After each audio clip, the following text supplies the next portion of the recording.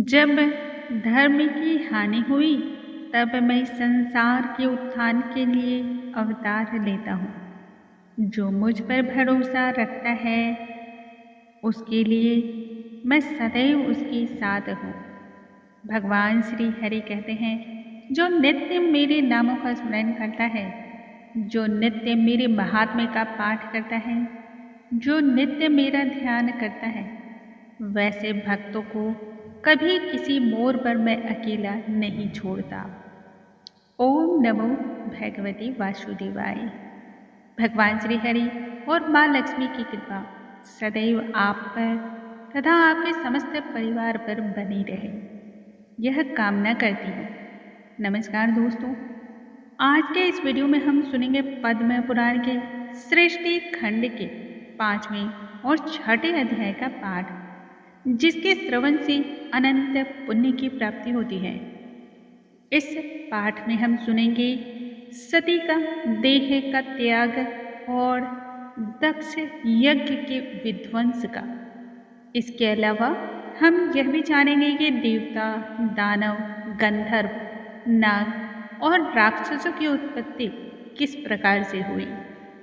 दोस्तों, भगवान श्री हरि का जो भी व्यक्ति ध्यान करता है, जाप करता है, उनके नामों का स्मरण करता है, उन सभी भक्तों पर भगवान श्री हरि स्वयं अमृत वर्षा बरसाते हैं। आइए भगवान श्री हरि का ध्यान करते हुए पाठ आरंभ करते हैं और सुनते हैं अमृतमयी पद्म पुराण की कथाएं। ओम नमो भगवते वासुदेवाय। भीष्म जी ने पूछा, हे ब्राह्मण, दक्ष कन्या सती तो बड़ी शुभ लक्षणा थी, उन्होंने अपने शरीर का त्याग फिर क्यों किया तथा भगवान रुद्र ने किस कारण से दक्ष के यज्ञ का विध्वंस किया। इस पर पुलस्त्य जी ने कहा, भीष्म, प्राचीन काल की बात है। दक्ष ने गंगा द्वार में यज्ञ किया, उसमें देवता, असुर, पीतर और महर्षि सभी बड़ी प्रसन्नता के साथ पधारे।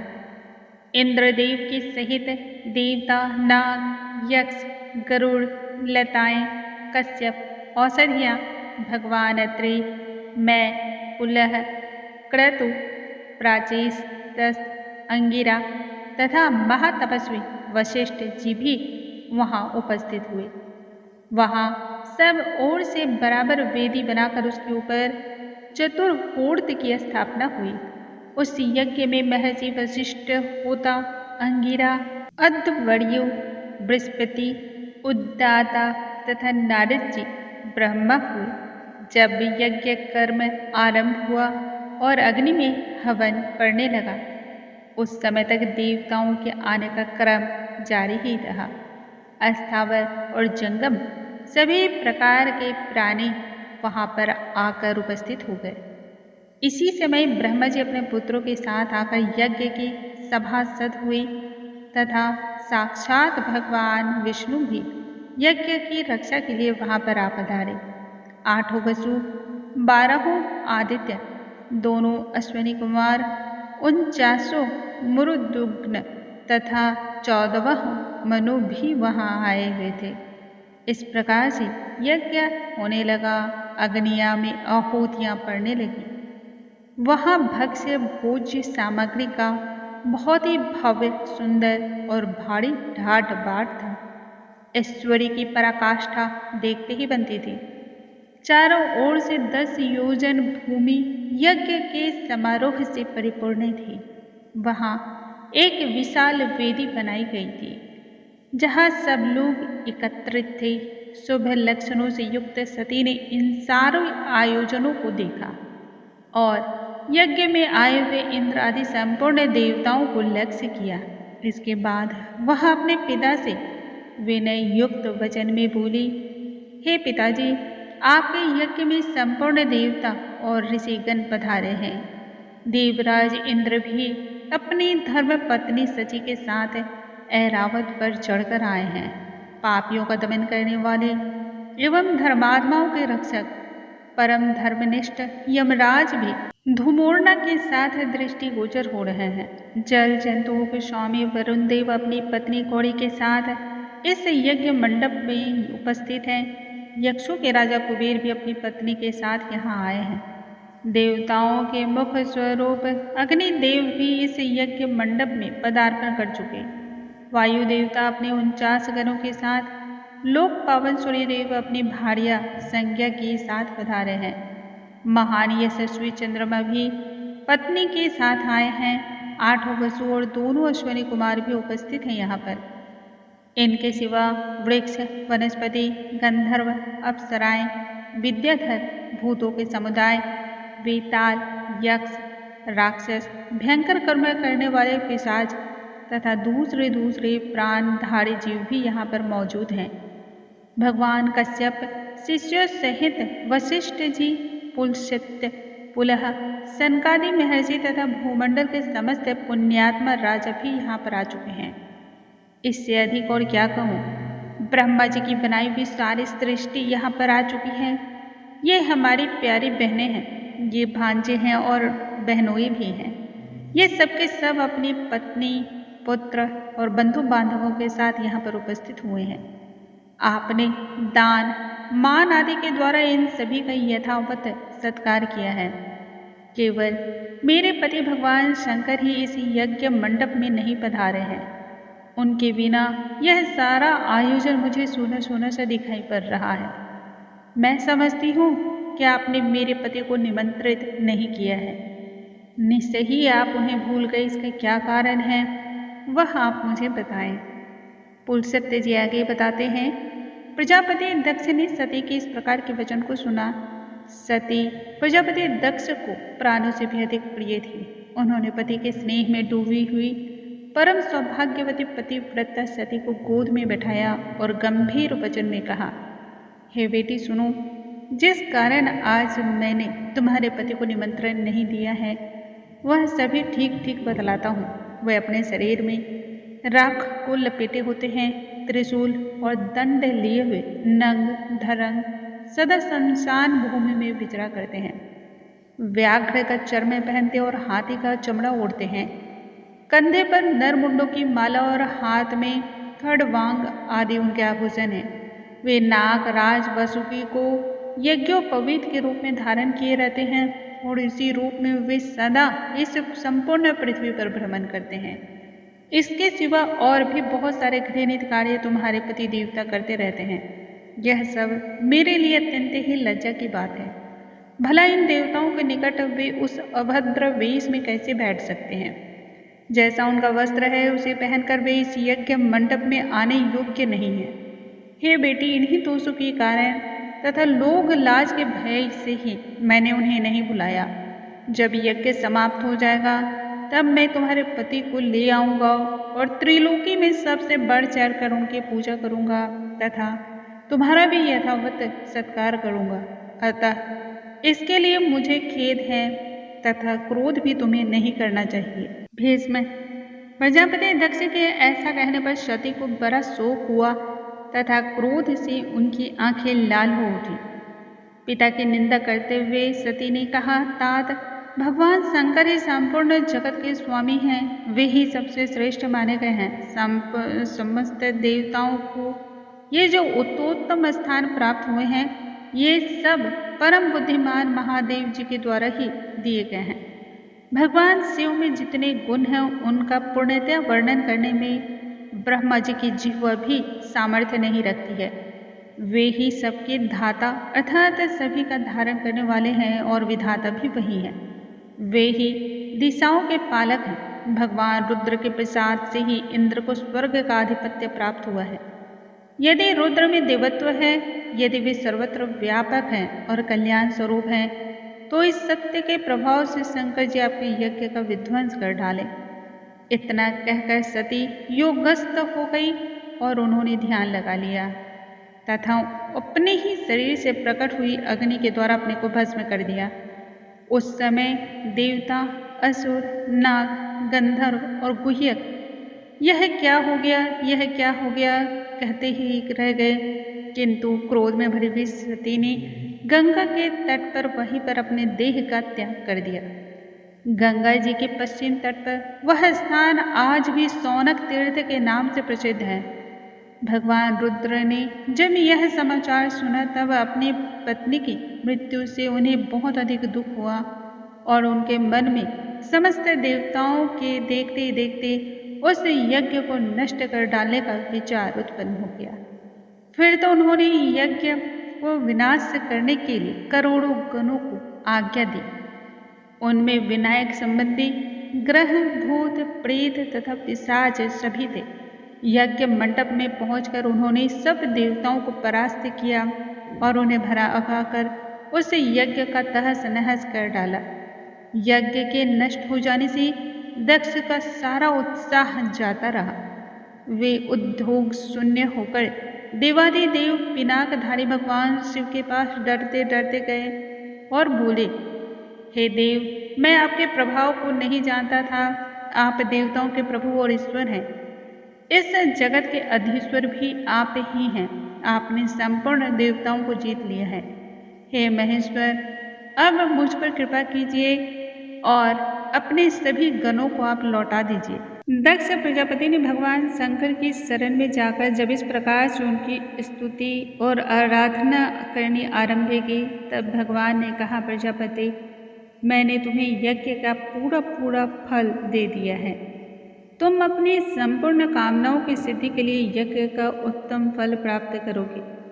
भगवान के ऐसा कहने पर दक्ष ने उन्हें प्रणाम किया और सब गणों के देखते देखते वे सभी अपने अपने निवास स्थान को लौट गए। उस समय भगवान शिव अपनी पत्नी के वियोग में गंगा द्वार में ही जाकर रहने लगे। वह विलाप करते, हाय मेरी प्रिया कहाँ चली गई। इस प्रकार कहते हुए वे सदा सती के चिंतन में लगे रहते। तदंतर एक दिन देवर्षि नारद महाजीव के समीप गए और बोले, हे देवेश्वर, आपकी पत्नी सती देवी, जो आपको प्राणों से भी अधिक प्यारी थी, देह त्याग के पश्चात इस समय हिमवान की कन्या होकर के प्रकट हुई है। मैना के गर्भ से उनका आविर्भाव हुआ। वे लोक के तात्विक अर्थ को जानने वाले थे। उन्होंने इस समय दूसरे शरीर को धारण कर लिया है। नारद जी की इस प्रकार की बातों को सुनकर के महादेव जी ने ध्यान लगाया और तब उन्होंने देखा कि सती अवतार ले चुकी है। इससे उन्होंने अपने को कृत्य माना और स्वस्थ चित्त होकर रहने लगे। फिर जब पार्वती देवी यौवन अवस्था को प्राप्त हुई, तब शिव जी ने पुनः उनके साथ विवाह किया। भस्म पूर्व काल में जिस प्रकार से दक्ष का यज्ञ नष्ट हुआ था, उसका इस रूप में मैंने तुमसे वर्णन किया है। इस पर भीष्म ने कहा, गुरुदेव, देवताओं, दानवों, गंधर्वों, नागों और राक्षसों की उत्पत्ति का विस्तार मुझे बताइए। उसका वर्णन मैं सुनना चाहता हूँ। पुलस्त्य जी कहने लगे, हे गुरुनंदन, कहते हैं पहले के प्रजा वर्ग की सृष्टि संकल्प से, दर्शन से तथा स्पर्श करने से होती थी, किंतु प्रचित्ताओं के पुत्र दक्ष प्रजापति के बाद मैथुन से प्रजा की उत्पत्ति होने लगी। दक्ष ने आदि में जिस प्रकार प्रजा की सृष्टि की, उसका वर्णन सुनो।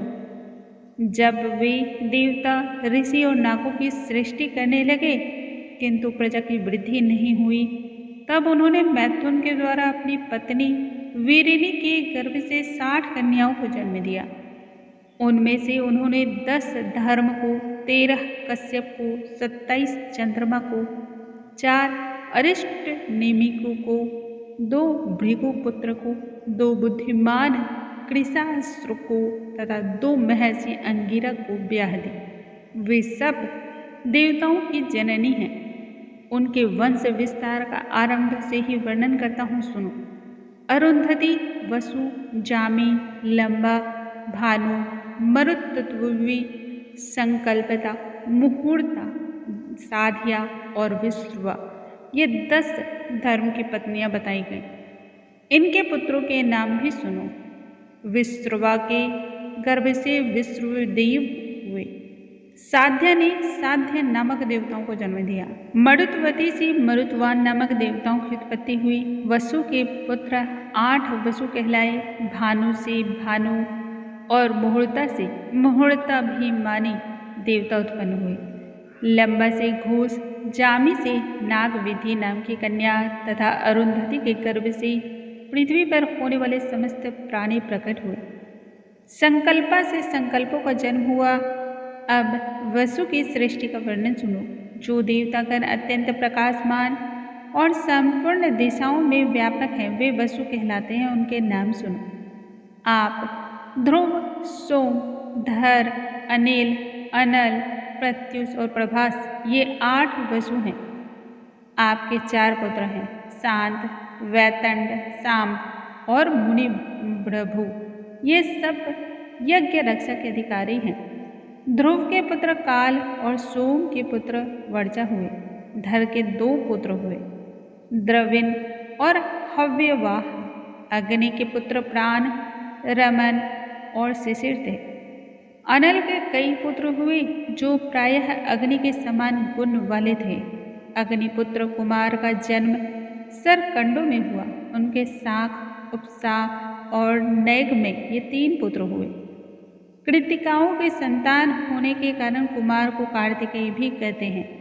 प्रत्युष के पुत्र के देवल नाम के मुनि हुए।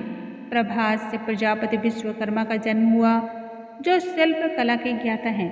वे महल, घर, उद्यान, प्रतिमा, आभूषण, तालाब, उपवन और कूप आदि का निर्माण करने वाले हैं। देवताओं के कारीगर वे ही हैं। अजैकपाद, अहिरबंधुई, विरूपाक्ष, रैवत, हर, बहुरूप, त्र्यंबक, सावित्र, जयंत, पिनाकी और अपराजित, ये 11 रुद्र कहे गए हैं। ये गणों के स्वामी हैं। इनके मानस संकल्प से उत्पन्न 84 करोड़ पुत्र हैं जो कि रुद्रगण कहलाए। ये श्रेष्ठ त्रिशूल धारण किए रहते हैं। उन सब को अविनाशी माना गया है। जो गणेश्वर संपूर्ण दिशाओं में रहकर सबकी रक्षा करते हैं, वे सब सुरभि के गर्भ से उत्पन्न उन्हीं के पुत्र पौत्र आदि हैं। अब मैं कश्यप जी के स्त्रियों से उत्पन्न पुत्र का वर्णन और पौत्र का वर्णन करूंगा। अदिति, दीति, दनु, अरिष्ठा, सुरसा, सुरभि, विनता, ताम्रा, क्रोधवसा, ईरा, कद्रु, खसा और मुनि, ये कश्यप जी की पत्नियों के नाम हैं। इनके पुत्रों का वर्णन सुनो। चाक्षुष मनवंतर में जो तूषित नाम से प्रसिद्ध देवता थे, वे ही वैवस्वत मनवंतर में 12 आदित्य हुए। उनके नाम भी इस प्रकार से हैं: इंद्र, धाता, भग, त्वष्टा, मित्र, वरुण, अर्यमा, विवस्वान, सविता, पूषा, अंशुमान और विष्णु। ये सहस्त्रों किरणों से सुशोभित 12 आदित्य माने गए हैं। इन श्रेष्ठ पुत्रों को देवी अदिति ने मणिजी नंदन कश्यप के अंश से उत्पन्न किया था। कुशास्त्र नामक ऋषि से जो पुत्र उत्पन्न हुए, उन्हें देव प्रहर कहते हैं। ये देवगण प्रत्येक मनवंतर और प्रत्येक कल्प में उत्पन्न एवं विलीन होते रहते हैं। भीष्म, हमारे तो श्रवण में यह भी आया है कि दिति ने कश्यप जी से 2 पुत्र प्राप्त किए, जिनके नाम हिरण्यकशिपु और हिरण्याक्ष। हिरण्यकशिपु से 4 पुत्र उत्पन्न हुए: प्रहलाद, अनहुलाद, सहलाद और ह्लाद। प्रहलाद के 4 पुत्र हुए: आयुष्मान, सीबी, वास्कली और चौथा विरोचन। विरोचन को बलि नामक पुत्र की प्राप्ति हुई। बलि के 100 पुत्र हुए, उनमें बाण जेठा था। गुणों में भी वह सभी से बढ़ चढ़कर था। बाण के 1000 बाहें थी तथा वह सब प्रकार के अस्त्र शस्त्र चलाने की कला में पूरी तरह निपुण था। त्रिशूलधारी भगवान शंकर उनकी तपस्या से संतुष्ट होकर उसके नगर में निवास किया करते थे। बानासुर को महाकाल की पदवी तथा साक्षात पिनाक पाने भगवान शिव की समानता प्राप्त हुई। वह महादेव जी का सहचर हुआ। हिरण्याक्ष के उलूक, शकुनी, भूत संतापन और महाभीम, ये 4 पुत्र थे। इनसे 27 करोड़ पुत्र पौत्रों का विस्तार हुआ। वे सभी महाबली तथा अनेक रूपधारी तथा अत्यंत तेजस्वी थे। दनु ने कश्यप जी से 100 पुत्र प्राप्त किए। वे सभी वरदान पाकर उन्मत्त थे। उनमें सबसे ज्येष्ठ और अधिक बलवान विप्रचित्ति था। दनु के शेष पुत्रों के नाम स्वरभानु और वृषपर्वा आदि थे। स्वरभानु से सुप्रभा और पुलोमा नामक दानव से सची नाम की कन्या हुई। मय के 3 कन्याएं हुई, उपदानवी, मंदोदरी और कुहू। वृषपर्वा की 2 कन्याएं थी, सुंदरी, सार्मिष्ठा और चंद्रा। वैश्वरनार के भी 2 पुत्रियां थीं, पुलोमा और कालका। ये दोनों ही बड़ी शक्तिशालिनी तथा अधिक संतानों की जननी हुई। इन दोनों ने 60,000 दानवों की उत्पत्ति की। पुलोमा के पुत्र पुलोम और कालका के कालखंड अर्थात कालकेयी कहलाए। ब्रह्मा जी से वरदान प्राप्त कर ये मनुष्यों के लिए अवध्य हो गए और हिरण्यपुर में निवास करते थे। फिर वे सभी अर्जुन के हाथ से मारे गए। विप्रचित्ति ने सिंहिका के गर्भ से एक भयंकर पुत्र को जन्म दिया जो राहु के नाम से प्रसिद्ध था। हिरण्यकश्यप की बहन सिंहिका के कुल 13 पुत्र थे, जिनके नाम कंस, शंख, नल, वातापी, इल्वल, नमोची, खस्रीम, अंजन, नरक, कालनाभ, परमाणु, कालवीर्य एवं दनु वंश विवर्धन। शाहयाद दैत्य के वंश में निवातक और कवचों का जन्म हुआ। वे गंधर्व, नाग, राक्षस एवं संपूर्ण प्राणियों के लिए अवध्य थे, परंतु वीरवर अर्जुन ने संग्राम भूमि में उन्हें भी बलपूर्वक मार गिराया। ताम्रा ने कश्यप जी के वीर्य से 6 कन्याओं को जन्म दिया, जिनके नाम सुकी, सेनी, भासी, सुगृध्री, गृध्रिका और सुचि।